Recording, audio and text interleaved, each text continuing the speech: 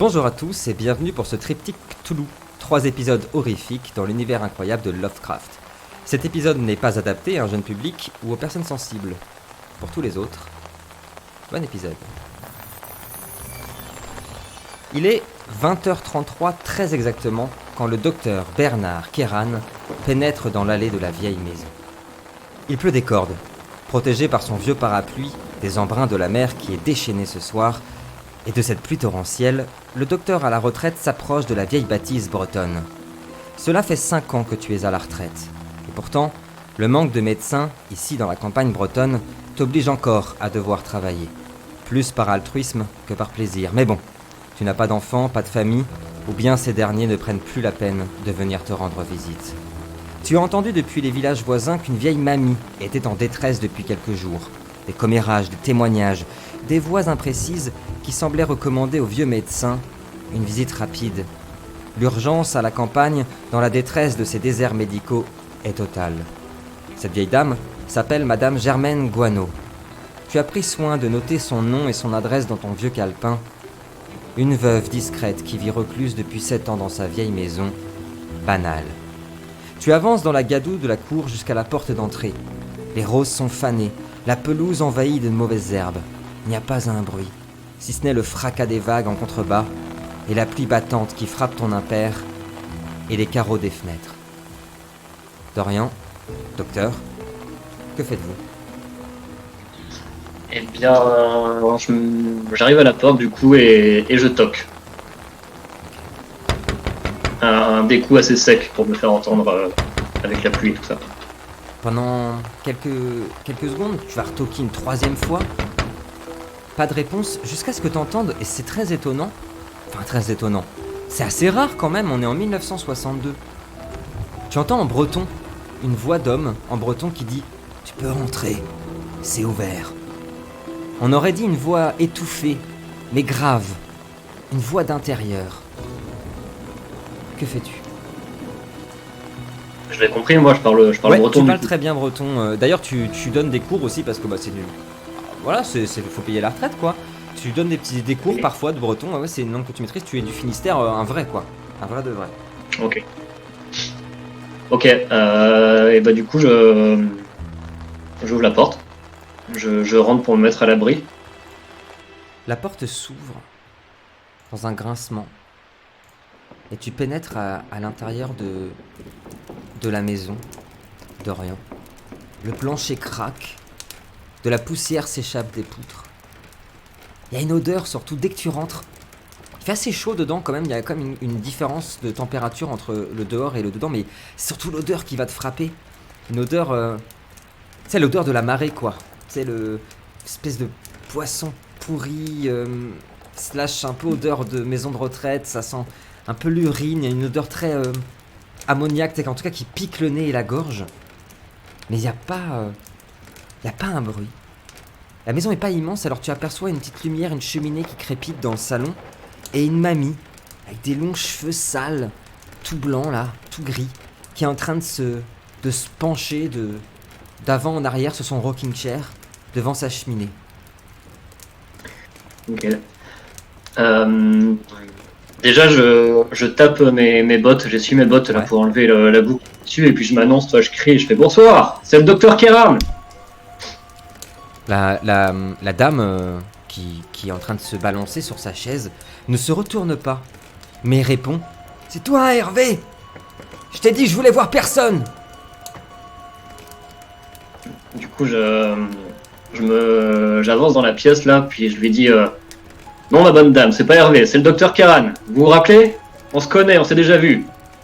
Alors là, elle te regarde. Au même moment d'ailleurs, un thé qui était en train d'être préparé dans la cuisine qui est juste appose le salon semble arriver à ébullition, ce qui t'a un petit peu fait sursauter.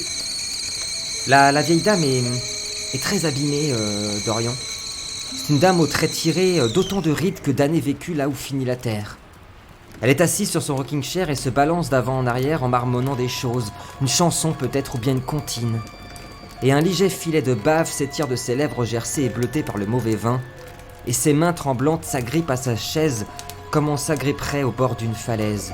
Ses yeux sont très rouges et injectés de sang C'est quelque chose qui peut arriver, hein. Tu es médecin, tu as déjà vu ça.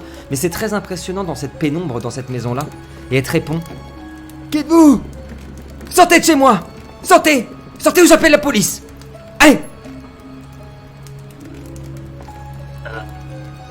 Du coup, quand même, je suis un petit peu inquiet Ouais. de son état. Ouais. Bon, je me rapproche encore d'elle, je m'accroupis et puis je lui mets la main sur l'épaule comme ça, je lui dis: C'est le docteur Kéran! Je lui crie plusieurs fois, tu vois: C'est le docteur Kéran, je suis là pour vous aider, vous inquiétez pas. Vous sentez mauvais. Vous sentez très très mauvais, du balai. Barrez-vous de chez moi. Elle crache. Du coup, je me relève, je me dirige vers la théière là qui est en train de bouillir et Ouais. je cherche une tasse, j'en prends une, tu vois, Ouais. je verse un peu d'eau, je cherche du thé et puis je lui apporte une tasse. Pendant que tu t'étais t'étais dans la cuisine pour aller chercher le thé, plusieurs choses. La première, c'est dans un état, c'est pas possible. C'est vraiment, vraiment immonde. Il y a plusieurs restes de repas, facile sur 2-3 semaines, hein, qui sont sur la table, dans l'évier. Il y a un petit chat qui t'a fait sursauter d'ailleurs, qui est passé dans tes jambes. Un petit chat mignon, un petit rouquin. Très très affectueux, mais un peu maigre. Tu sais, il semble qu'il n'a pas mangé depuis longtemps, ce petit chat.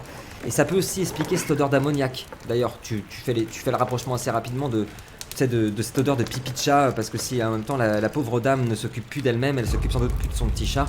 En tout cas, oui, il y a une odeur ici qui est un mélange entre l'oignon, la soupe de poisson un peu dégueu. Et t'as cherché quand même facile pendant 2-3 minutes une tasse propre, hein. Et t'as fini par lâcher l'affaire et en laver une toi-même. Et le robinet, quand il l'a ouvert, ça fait tellement longtemps qu'il n'a pas été ouvert que tu sais, il y a une eau un peu boueuse qui est sortie. Tu as fini par laver la théière, tu l'as remplie. Et quand tu reviens, tu vois la mamie qui semblait agitée quand même, parce qu'elle était pas... Elle voulait que tu dégages, quoi. Qui est avec sa télécommande et qui a allumé la télé et qui fait que de zapper, mais il semblerait qu'à cause de la tempête, il n'y a pas de signal. Et en fait, il n'y a aucune chaîne qui fonctionne et elle est en train de râler. Du coup, pendant les quelques minutes où j'étais dans la cuisine, elle n'a Ouais. pas continué à râler en disant sortez de chez moi. Elle s'est calmée. Et ça me parlait, Hervé, là, quand elle a dit ça tout à l'heure, je la connais un petit peu, donc je sais si ça peut être un C'est fils. c'est ça, c'est possible que ce soit un de ses fils. Elle avait un fils qui était marin, enfin en tout cas qui était dans l'armée, dans la marine, quoi. Et tu penses que toi, aux dernières nouvelles, pour toi il habitait à Nantes, mais c'est pas impossible qu'il soit revenu dans le Finistère pour elle, quoi. C'est pas impossible, ça se tient. Ok. Bon bah alors du coup je me rapproche d'elle avec la tasse, je lui prends ses mains, tu vois, et je lui mets la tasse doucement dans les mains. Ok. Et je mets mes mains autour des siennes. Puis je lui dis tenez, buvez madame. C'est le docteur Kéran, vous me reconnaissez? Vous allez m'empoisonner. Vous allez m'empoisonner. Non madame, restez calme. Je suis là pour vous aider, je suis le docteur Kéran, on s'est déjà vu. Rappelez-vous. Puis je la regarde bien dans les yeux, je lui dis vous vous rappelez? Vous me connaissez depuis longtemps, on s'est vu plusieurs fois. Le docteur Kéran, il est à la retraite. Ouais. Oui, c'est vrai, c'est bien, c'est ça, c'est moi. Vous m'avez reconnu. Et elle boit. Mais je suis là pour vous aider, du coup. Je fais un petit peu d'heures supplémentaires pour me payer ma retraite, hein. Vous savez que c'est pas... Même si on était médecin pendant 45 ans, les petites retraites, c'est pas facile, hein. Docteur Kéran, vous sentez très très mauvais. Pourquoi la télé elle marche pas? Alors c'est vrai que le son est insupportable là, de ce bruit blanc là d'interférence insupportable, et continue à appuyer, et puis là, pourquoi ça marche pas la télévision? Je veux regarder. J'essaye de bouger un peu là. Ouais. S'il y a l'antenne sur la télé, tu vois. Ou je tape dessus à plusieurs. Faut taper dessus. Ouais. Elle s'éteint. Quand tu tapes dessus, elle s'éteint. C'est un truc des années 50. Ah, elle marche plus. Du coup, je la regarde, je fais bon alors, comment ça va, madame? Qui s'occupe de vous en ce moment là? Dites-moi, est-ce qu'il y a des gens qui viennent vous voir? Hervé vient. Il va venir. Vous devriez partir d'ailleurs. Il va venir d'une minute à l'autre. Il fait quoi, Hervé? Est-ce qu'il vous fait à manger? Non. J'ai pas besoin que quelqu'un Qu'est-ce me qu'il fasse vous à fait? manger. J'ai pas besoin. Je lui dis de boire déjà à plusieurs reprises, je m'assure qu'elle a bien bu. Et puis je lui dis bon alors qu'est-ce qu'il vient faire, Hervé, là? Quand il vient, il vous parlez? Qu'est-ce qu'il fait? Il me ramène les médicaments. Il les prend à Brest, à la pharmacie. Il va arriver d'une minute à l'autre. Oui, il me ramène mes médicaments, de Brest. Il va venir d'une minute à l'autre. Mais qui vous a ouvert d'abord? C'était ouvert, madame. C'est vous qui m'avez Non. dit d'entrer Non, quand, j'ai fermé quand ma j'ai clé. frappé. Je ferme ma clé, ma maison, monsieur. Bah, c'est peut-être Hervé qui a oublié de fermer la clé la dernière fois qu'il est venu. Quand est-ce qu'il arrive, Hervé, là? Dites-moi. Est-ce qu'il vient, il vient ce soir? D'une minute à l'autre. Alors, pendant qu'on parle d'Orient, deux choses. La première, c'est que, tu vois, on parle, tu vois bien qu'elle est... Toi, elle perd la tête, hein. T'as remarqué en touchant ses mains que elle était très chaude. Déjà, ça c'est le premier truc. Tu penses que c'est pas impossible qu'elle ait de la fièvre. Alors, t'as tout l'attirail dans ta sacoche hein, pour vérifier tout ça. Mais il y a un autre truc qui va te tracasser, c'est que tu entends du bruit venant de sa chambre. T'entends du bruit. Alors, il y a des rats hein, dans cette maison, c'est obligé. Hein. Vu la bouffe qui traîne, c'est obligé. Mais il y a du bruit. On reprend. C'est des bruits. C'est quoi? C'est C'est des. du plancher qui grince, ouais, des craquements. Alors, il y a la tempête en plus. Mais il y a des bruits. Ok. Du coup, je lui dis montrez-moi un peu les médicaments que Hervé il vous ramène. Là. Ils sont où? Ils sont sur la table, là-bas. Mais c'est mes médicaments, Ok. il faut pas les toucher. Non, non, je vais pas vous les voler, vous inquiétez pas. Je regarde juste. D'accord. Tu vas Et regarder. du coup, ouais, je vais au niveau de la table, ouais, voir un peu ce que c'est comme médoc. Alors tu pousses le journal, le Brest Gazette. C'est la gazette bretonne qui est en breton d'ailleurs. Tu la pousses en fait, elle est sur la petite table et en effet sur la petite table il y a une ordonnance pour du Curator 3 fois par jour. C'est un médicament pour la tension. Les médicaments sont pas là mais il y a bien l'ordonnance. Alors elle l'avait dit tout à l'heure qu'elles étaient dans la chambre, donc peut-être qu'ils sont dans la chambre, mais en tout cas elle a bien une ordonnance pour du Curator, donc elle a des problèmes de tension, ce qui commence à t'inquiéter parce que si elle a vraiment de la fièvre, c'est pas une combinaison qui est très très bonne quoi, tu vois. Ok. Du coup, comme quand j'étais médecin, je sors mon carnet et je commence à noter mes observations et puis son diagnostic. Tu vois, je note D'accord. qu'elle a de la fièvre, qu'elle est délirante et en même temps, je vois qu'elle a une ordonnance pour ce que tu viens de dire. Donc, Ouais. je consigne un peu tout ça que je faisais à l'époque. Tout à fait. Et puis, je regarde, je continue à observer un petit peu le salon là, tu vois, sur la table, je regarde ce qu'il y a, je regarde s'il y a pas d'autres médicaments, Yep. J'observe un petit peu. Il n'y a pas d'autres médicaments. T'es tombé sur un miroir qui est dans tout ce merdier, dans tout ce sale. Là. Même la tapisserie, tu sais, elle est infestée par l'humidité, elle est cloquée, etc. Pleine de toiles d'araignée. Il y a un joli miroir victorien qui est là et du coup, ça t'a permis de te recoiffer parce que Monsieur Kéran, Bernard, est toujours impeccable. Donc, t'as pu ajuster tes petites lunettes qui avaient un petit peu de buée. C'est pas que tu es inquiet, mais bon, y a une tension ici, quoi. Puis t'as rien entendu. Au moment même, t'as entendu marcher dans la chambre. T'as entendu marcher dans la chambre, mais au même moment, et ça va un petit peu te faire un sursaut, Dorian. Il y a le téléphone qui sonne. Qu'est-ce que tu fais? Ok, je regarde la petite vieille pour voir si elle tente quelque chose, si elle se lève pour répondre ou, Elle est ou sur si, sa- même si elle a... Elle est en train de se balancer sur son rocking chair et elle chante une comptine. De la mer, il reviendra. De la mer, il reviendra. Qu'est-ce que tu fais? Bon bah je vais au niveau du téléphone, je Ouais. décroche et puis je dis Docteur Kéran, j'écoute. Alors c'est peut-être à cause de la tempête, tu sais pas Bernard, mais tu entends rien, c'est comme si ça captait très très mal. Il y a quelqu'un qui parle au bout du fil, qui a l'air assez énervé, mais tu comprends absolument aucun mot. Rien. Du coup je dis parlez plus fort, je ne vous entends pas, parlez plus fort. Ça raccroche. Ok, j'ai reconnu si c'était des voix que j'entendais ou d'autres sons. C'était des voix, peut-être une voix même, qui avait l'air assez soit énervée, soit pressée. Pas plus, t'as même pas compris un mot. Je reviens vers la petite vieille, je m'accroupis au niveau d'elle et puis Ouais. je dis bon, Qu'est-ce que vous voulez encore? c'est pas. Je fais c'est toujours le docteur Kéran, hein, regardez-moi, buvez votre thé tranquillement. D'accord. Est-ce qu'il y a du monde chez vous là, à part Hervé qui vient? Est-ce que vous êtes toute seule à habiter ici ou pas? Je suis toute seule, mais Hervé va arriver d'une minute à l'autre, vous devriez partir. Oui, et vous avez des... J'ai vu qu'il y avait un chat, vous avez d'autres animaux là? C'est Parce Mimi. qu'on entend... C'est Mimi et Caramel. J'ai pas vu Caramel Ah, depuis un moment. Ok. Vous l'avez perdu depuis quand, Caramel? 3 jours. Oh, bah ça va, il va revenir, vous inquiétez pas, il est parti se balader. Par contre, vous devriez partir maintenant.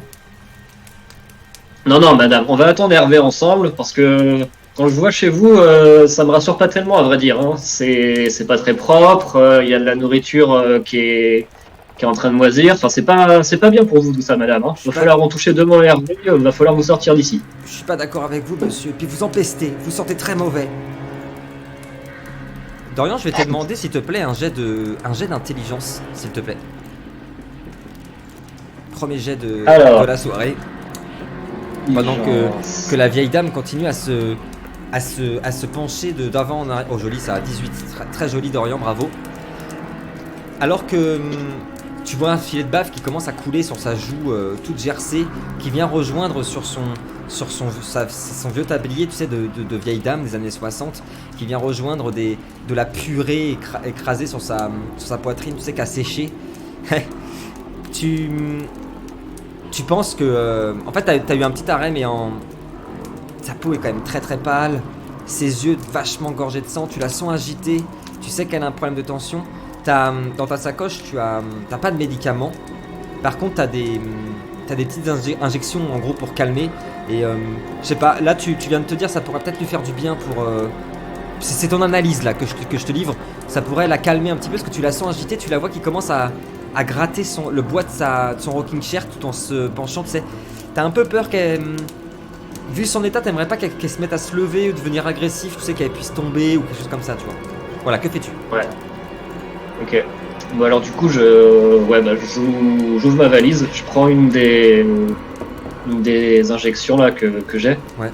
C'est des seringues, c'est sous forme oui, de... c'est sous forme de seringues, mais c'est des toutes petites, hein, c'est pas des trucs ultra impressionnants. On est en 1960, on a quand même déjà du bon matos. Le seul truc, c'est que le seul truc qui peut un peu effrayer, c'est que le produit a une couleur un peu de violette. C'est comme comment dire, un sirop à la violette, quoi. C'est un violet très clair.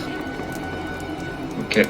Bah, je prépare l'injection, tu vois, je lui demande même pas son avis, je lui parle tout le temps, mais de banal, tu vois, de la météo. Vaut mieux avoir un bon feu de cheminée quand il fait ce temps-là, etc. Et puis, et tout en lui parlant, je lui fais la piqûre. Aïe! Mais ça va pas? Je fais c'est rien, c'est fini. Allez, buvez votre thé maintenant. Vous devriez partir. Au même moment, Dorian, t'as entendu. Alors là, aucun doute. T'as entendu un bruit de bois au niveau de la chambre à coucher. Comme un toc. Que fais-tu?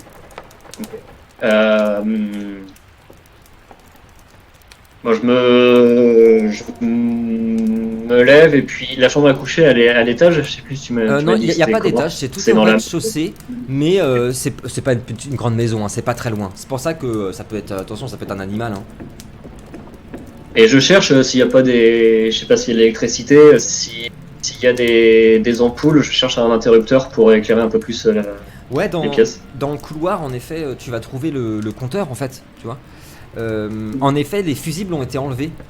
Ils ont été enlevés, alors pour quelle raison ça tu ne sais pas, mais les fusibles de la cuisine, de la chambre à coucher et de la salle de bain ont été enlevés du couloir également. Il n'y a plus de fusibles. Ok. Je lui demande à la petite vieille, c'est comment déjà les noms de vos chats? C'est Caramel et puis... Mimi. Et Mimi. Et okay. Quand t'as dit Mimi, d'ailleurs, quand t'as dit Mimi, tu as le petit charou qui passe en dessous de tes jambes, hop là, et qui va rejoindre sa maîtresse. Il a faim, hein, ça se voit. Bah, je me dirige vers la chambre et puis toi j'appelle, je fais Caramel. Ce n'est pas un chat qui te répond, mais une voix, Dorian. Une voix qui provient de la salle de bain qui est juste à côté de la chambre. Une voix en breton qui dit « Quelqu'un doit mourir. Je suis désolé. C'est comme ça, pas le choix. Quelqu'un doit mourir, sinon le maître se mettra en colère. » Alors là, ça t'a refroidi. Bon, là, je me fiche du coup.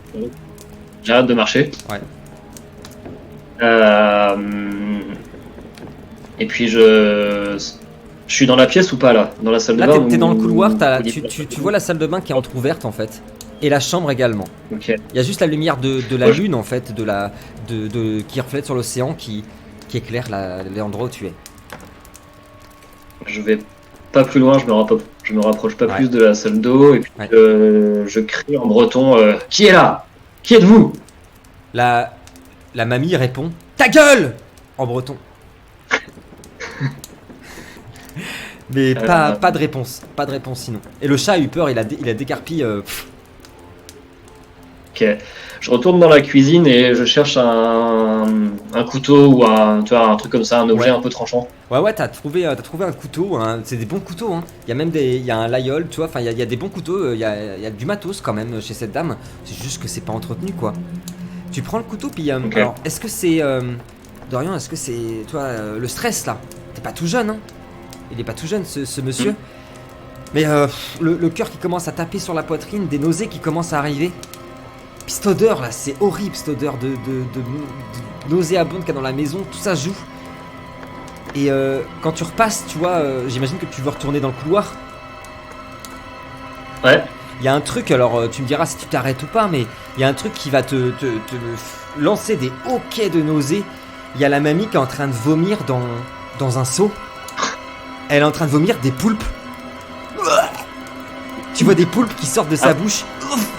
Mais vraiment tout visqueux. Et t'as ton couteau dans les mains comme ça.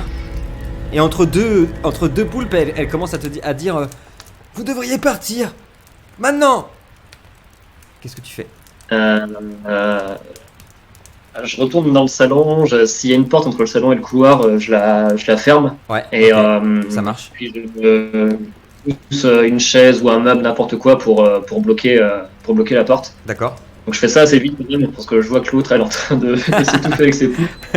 Ouais. Et puis, bah, du coup, je m'occupe d'elle, quoi. Je me rapproche d'elle, je lui dis de se calmer, je lui dis que ça va aller, et puis je regarde un petit peu ce qu'elle a vomi aussi. Et bah quand tu De plus près. regardes son seau, il est vide. Non mais t'as pas halluciné. T'as vu des tentacules de poulpe sortir de sa bouche. Mais le seau est vide. Au même moment, t'as entendu un bruit étrange qui venait de dehors, qui t'a fait sursauter, qui t'a fait te retourner. Une espèce de râle qui vient de dehors. Et tu entends taper. Ok. Taper à la porte de dehors ou dans le couloir? Dans le comme tout à couloir. Dans le couloir. Ok. Ok, bon bah je garde bien mon couteau avec moi, je Ouais. regarde la petite dame là et puis je lui dis il y a du monde chez vous madame, hein, c'est ça? Dites-moi qui est là. Ah, dites-moi qui est là, maintenant je la secoue bien comme Ouais. il faut, je lui dis allez dites-moi. Laissez-moi tranquille. Hervé va arriver. Laissez-moi tranquille. Et commence à se débattre. Tiens, jette-moi un jet de force s'il te plaît. Elle commence à se débattre, à essayer de te griffer. T'as fait combien? T'as fait 3. Elle arrive à se défaire de toi. En fait, elle t'a mordu. Elle t'a mordu à la main, t'as poussé un hurlement. Ça t'a fait super mal jusqu'au sang. Elle est tombée par terre sur le sol. Pouf. Et elle est en train de se débattre. Et elle est en train de ramper sur le parquet en plantant ses ongles dans le parquet. Et elle hurle Hervé! Hervé! Hervé! Dorian, là, ça commence vraiment à monter, c'est horrible. Des nausées horribles. Tu commences à avoir le tournis, puis t'as même l'impression d'entendre des voix dans la pièce, c'est horrible. Des espèces de murmures trop bizarres. Ça tourne, t'as l'impression que les flammes de la cheminée commencent à danser tout autour de toi. Qu'est-ce que tu fais? J'essaie de me calmer un petit peu, déjà je me rapproche de la cheminée, tu vois, pour me réchauffer, pour être Ouais. à côté de la je me calme et puis je m'occupe plus tellement de la petite vieille en fait. Ouais. Je vois qu'elle est, enfin, elle est un peu irrécupérable quoi. Ouais. Je commence à flipper un peu. Donc tu m'as dit qu'il y avait eu des bruits à l'extérieur, c'est ça? Ouais, t'as entendu un bruit, Des râles. un espèce de râle, Des ça râles. recommence d'ailleurs. Alors que t'es en train de te tenir la tête, ça recommence. Et puis en plus là t'as les sueurs qui montent parce qu'elle est en train d'hurler. Vous essayez de me tuer! Au secours! À l'aide! À l'aide! Je me rapproche du coup de la porte de dehors sans l'ouvrir et Ouais. puis je dis qui est là? Je dis en breton qui est là? Est-ce que c'est Hervé? C'est vous Hervé? T'entends une voiture qui vient de se garer, à la hâte dans les graviers de la cour. Peut-être une autre voiture aussi. Et l'autre, elle est toujours en train de crier « À l'aide! On m'assassine! On m'assassine !» Ok, bon, bah si, je trouve ça. Ça me rassure d'entendre les voitures arriver, donc je me pose pas trop de questions. Je sors dehors, tu vois, j'ouvre la porte et puis je vais vers les voitures en faisant des signes. Quand tu ouvres la porte en faisant des signes, Dorian, il y a des gyrophares, une ambulance, deux voitures de police, de gendarmes. Et t'as les gendarmes qui arrivent en courant, qui te bousculent et qui rentrent dans la maison. Et puis ils se retournent, ils ont leur fusil pointé vers toi. Oh les mains! Oh les mains! En évidence! Du coup, j'obéis direct, tu vois, je lève les mains en l'air, je fais « Oula, c'est le docteur Keran, je suis docteur, tout va bien, je suis docteur. » Pendant que tu dis ça, t'as quand même les deux carabines qui sont pointées sur toi. T'as la mamie qui est en train de pleurer, qui est en train de dire « On m'assassine, à l'aide !» Et c'est à ce moment-là, Dorian, que... Ouais, vas-y, dis-moi. Bah, pour me justifier un peu, tu vois, je dis non, elle est délirante, vous inquiétez pas, j'étais là pour l'aider, hein, je suis docteur Keran, je suis venu pour l'aider. Laissez vos mains en l'air, bougez plus. Tu entends la portière d'une ambulance qui claque. Dorian, un homme en blouse blanche qui court à la hâte jusqu'à toi. Mais au lieu de se diriger en fait vers la grand-mère, tu te dis c'est quelqu'un qui... des secours, tu vois. Non, il se pose à côté de toi, il dépose sa sacoche par terre à tes pieds, il s'agenouille, farfouille dans sa sacoche, sans te regarder, il te dit mais qu'est-ce qui t'a pris, Bernard, putain? Qu'est-ce que j'ai fait, oh bon Dieu, tu te rends compte? Qu'est-ce que tu fais? T'es toujours braqué par les carabines. Ouais. Je le connais, ce gars-là? Putain, ça te dit quelque chose, ouais, vaguement, mais... En fait, là, c'est compliqué, c'est... Ah, tu te sens pas bien, t'as des nausées, t'as des sueurs, tu commences à... T'as ton cœur, t'es braqué, il y a la grand-mère qui hurle, il y a cet orage. Non, t'arrives pas à remettre des mots dessus. Je recule de quelques pas déjà. Ouais. Du gars là, du blanche. Ouais. Et puis je dis au carabinier là, je dis baissez vos armes, j'ai rien fait là, baissez vos armes. Restez là, Bernard, bougez plus. Et t'as le mec en blouse qui se lève vers toi, qui a la main comme ça vers toi. Ça va aller, mon Bernard, hein? T'inquiète pas. J'ai appelé tout à l'heure, tu te souviens? Ah, mon Bernard, ça va aller. Et tu le vois qui sort une aiguille. Ouais, bah je m'écarte direct, je vous connais pas là, qui êtes-vous? Et puis du coup je me rapproche des deux gendarmes pour un peu qui te protègent? Bah pour tu vois, ouais. Mais au lieu de te protéger, les deux se mettent à t'agripper. À t'agripper comme ça, à te tenir. Et t'as l'homme en blouse qui s'approche, qui plante son aiguille dans ton bras, tout en caressant ton épaule. Okay. Ça va aller, Bernard, ça va aller. On va rentrer à la maison, Bernard, hein? Et tout rentrera dans l'ordre. Pour essayer vraiment de voir qui c'est, quoi. Je dois sûrement le connaître, donc je prends bien mon temps pour regarder. Ça, alors que la piqûre commence à agir, tu sais, tu commences à sentir cette espèce de froideur se disperser dans tes veines. Le médecin Bernard se souvient alors avoir erré des jours sous la pluie, dormi dans des squats, attendre toujours. Après plusieurs jours hors de son asile, les médicaments se sont peu à peu estompés et les voix ont repris. Elles lui ont confié la lourde mission de préparer le maître, car il revient. Alors, elles lui ont parlé de ces gens seuls, perdus et éperdus. C'était pareil pour elle, pour Madame Guano. Ça devait être rapide. Mais maintenant, la piqûre du docteur fait s'éteindre à nouveau les voix. La maison, dans laquelle Bernard s'était engouffré sans ses médicaments, est redevenue incroyablement propre et bien entretenue. Loin de la sinistre cabane de l'autre monde dans laquelle Bernard s'était engouffré sans ses médicaments. Les gendarmes raccompagnent l'évadé et en passant devant le petit miroir, tu sais, de tout à l'heure, Bernard, tu remarques comme tes vêtements sont sales et couverts de boue et de carcasses de poissons, ta barbe longue et fouillue, tes cheveux dépeignés et gras. Et tandis que les gendarmes raccompagnent Bernard à leur voiture, il nous semble avoir entendu puis perçu quelque chose dans l'obscurité. Quelque chose se jouait dans le lointain de cet océan Atlantique. Dans cet océan déchaîné, un râle Un bruit sourd qui arrêta net les deux gardiens de la paix. Puis ils reprirent leur besogne et la voiture décolla, s'enfonçant dans l'épaisse brume de la nuit, vers l'asile psychiatrique. Écran noir.